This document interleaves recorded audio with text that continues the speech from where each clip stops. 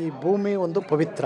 ಆ ಪವಿತ್ರಕ್ಕೆ ಪೂರಕವಾಗಿರ್ತಕ್ಕಂಥದ್ದು ಧರ್ಮಸ್ಥಳದ ಶ್ರೀ ಕ್ಷೇತ್ರ.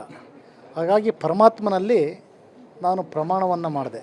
ಏನು 18ನೇ ತಾರೀಕು ನಡೆದಂಥ ವಿಧಾನ ಪರಿಷತ್ತಿನ ಚುನಾವಣೆಯಲ್ಲಿ ಕೆಲವು ದೃಶ್ಯ ಮಾಧ್ಯಮಗಳಲ್ಲಿ ಅಡ್ಡ ಮತದಾನ ಆಗಿದೆ ಬೇಲೂರು ಶಾಸಕರಿಂದ ಅಂತಕ್ಕಂಥ ಬಂದಿದ್ದ ವಿಚಾರವಾಗಿ ಆ ಪರಮಾತ್ಮನಿಗೆ ಹೋಗಿ ನಾನು ಅಡ್ಡ ಮತದಾನವನ್ನು ಮಾಡಿಲ್ಲ, ಪಕ್ಷದ ನಿಷ್ಠೆ ಪ್ರಾಮಾಣಿಕತೆಯಿಂದ ಇದ್ದೀನಿ, ತಾಯಿ ಬೇರೆ ಇಲ್ಲ ಪಕ್ಷ ಬೇರೆ ಇಲ್ಲ ಅಂತಕ್ಕಂಥದ್ದನ್ನು ಭಗವಂತನಲ್ಲಿ ಪ್ರಾರ್ಥನೆಯನ್ನು ಮಾಡಿ ನಾನು ಅಡ್ಡ ಮತದಾನ ಮಾಡಿಲ್ಲ ಅಂತಕ್ಕಂಥದ್ದನ್ನು ನಾನು ಪ್ರಾರ್ಥನೆಯನ್ನು ಮಾಡಿದೆ. ಬಹುಶಃ ಪಕ್ಷದ ಒಳಗೆ ಮತ್ತು ಹೊರಗೆ ಯಾರು ಅಂತಕ್ಕಂಥದ್ದನ್ನು ಆ ಪರಮಾತ್ಮನಿಗೆ ಅರ್ಪಣೆಯನ್ನು ಮಾಡ್ತೀನಿ. ನಾನು ಆರೋಪ ಪ್ರತ್ಯಾರೋಪ ಮಾಡೋಕ್ಕೆ ಬಂದಿಲ್ಲ.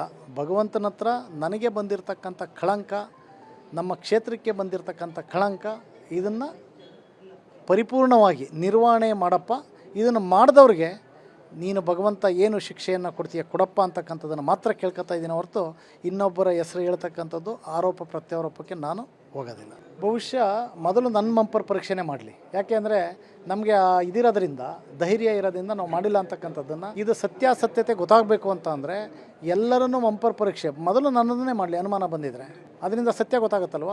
ಈಗ ಧರ್ಮಸ್ಥಳಕ್ಕೆ ಬಂದರೆ ಇವರು ಇದು ಮಾಡ್ತಾರೆ ಅಂತಾರೆ. ನನಗೆ ಧರ್ಮಸ್ಥಳಕ್ಕೆ ಬರಬೇಕು ಅಂತಕ್ಕಂಥ ಯಾಕೆ ಅಂದರೆ ನಾನು ತಪ್ಪು ಮಾಡಿಲ್ಲ, ಅದಕ್ಕೆ ಬರೋದಕ್ಕೆ ನಾನು ಬಂದಿದ್ದೀನಿ. ಮಂಪರ್ ಪರೀಕ್ಷೆನೂ ಮಾಡಿದರೆ ಸತ್ಯ ಗೊತ್ತಾಗುತ್ತಲ್ವ.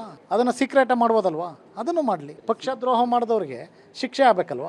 ನನಗೆ ಆ ವರದಿ ಇನ್ನೊಂದ್ರ ಬಗ್ಗೆ ಮಾಹಿತಿ ಇಲ್ಲ. ನನ್ನ ಸ್ಪಷ್ಟತೆ ಪ್ರಾಮಾಣಿಕತೆ ಭಗವಂತನ ಮುಂದೆ ನಾನು ಹಂಚ್ಕೊಳ್ಳಿಕ್ಕೆ ಬಂದಿದ್ದೀನಿ. ಅಷ್ಟಂತೂ ಸತ್ಯನ ಹೊರತು ಅವ್ರು ಏನು ವರದಿ ಕೊಟ್ಟಿದ್ದಾರೆ, ಏನು ವರದಿ ಕೊಡ್ಬೋದು ಅಂತಕ್ಕಂಥ ಭಯ ಭೀತಿನೂ ಸಹ ನನಗಿಲ್ಲ.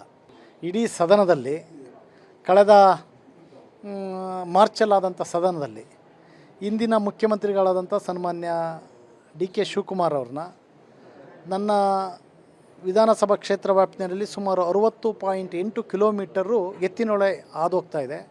ಕಳೆದ 3 ವರ್ಷದಿಂದ ಆ ಕ್ಷೇತ್ರದ ಅಭಿವೃದ್ಧಿಗೆ ಅನುದಾನವನ್ನು ಕೇಳ್ತಾ ಇದ್ದೆ.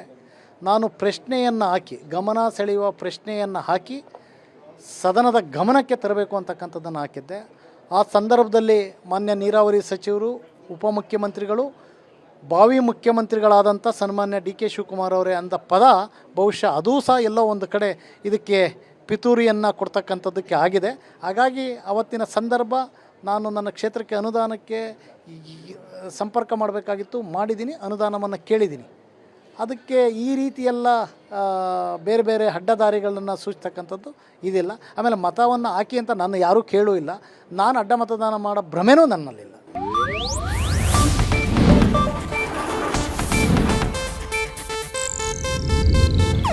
ಇದು ಏಷ್ಯಾನೆಟ್ ನ್ಯೂಸ್ ನೆಟ್ವರ್ಕ್ ಪ್ರಸ್ತುತಿ.